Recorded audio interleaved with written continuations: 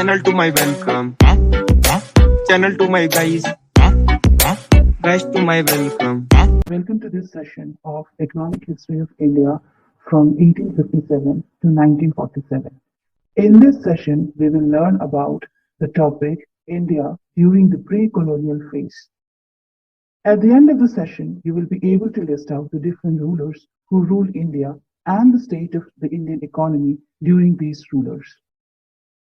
India has been invaded many times by different Muslim Central Asian nomadic clans who ruled the country for many years. Under these rulers, India has experienced many political, economic, and social changes. A paradigm shift occurred in the political structure of India with the strong invasion of Muslim rulers and their gradual conquering of the country by the 7th century AD.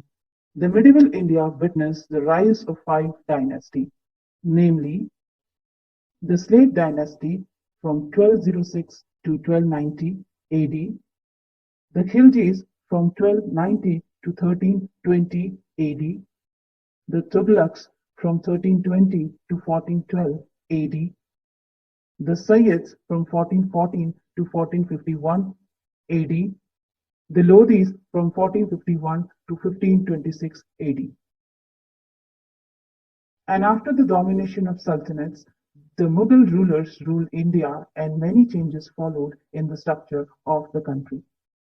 The integration of the entire territory under a general dynasty, establishment of law and order, unified system of administration, and the pattern of revenue system that prevailed during this phase favored the progress of the economy, but economic inequalities continued to be a common feature of the society. In this map, we can see the expansion of Mughal Empire, and almost all the northern parts of India were under the rule of Mughal Empire.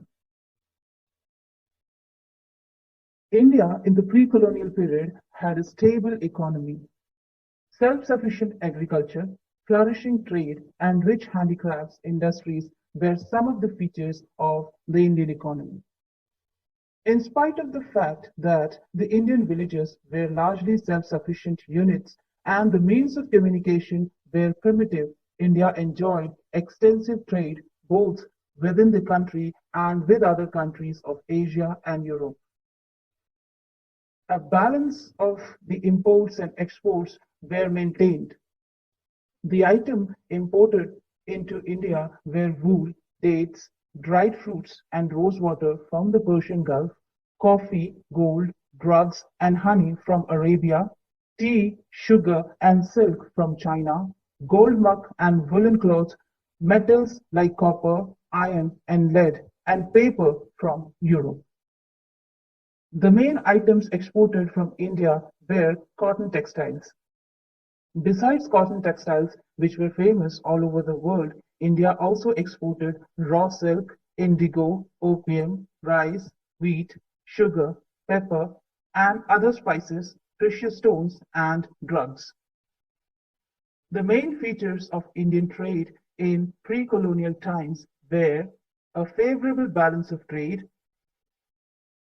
a foreign trade more suitable to the level of manufacturing in India.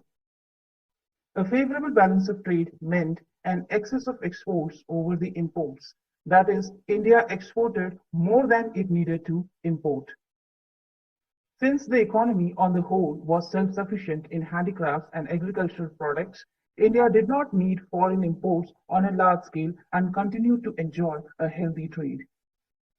Secondly, India's foreign trade suited its requirements very well.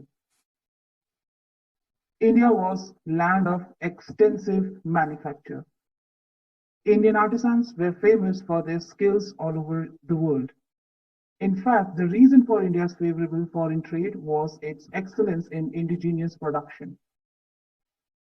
India involved in a large-scale manufacture of cotton and silk fabrics, sugar, jute, dye stuffs, minerals, and metallic products like arms metalwares and oil.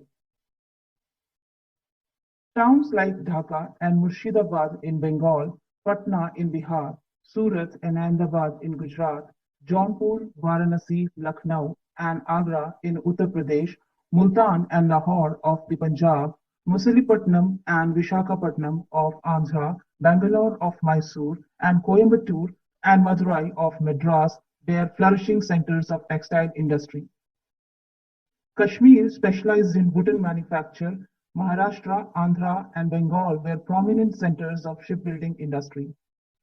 Many European companies brought India ships for their use.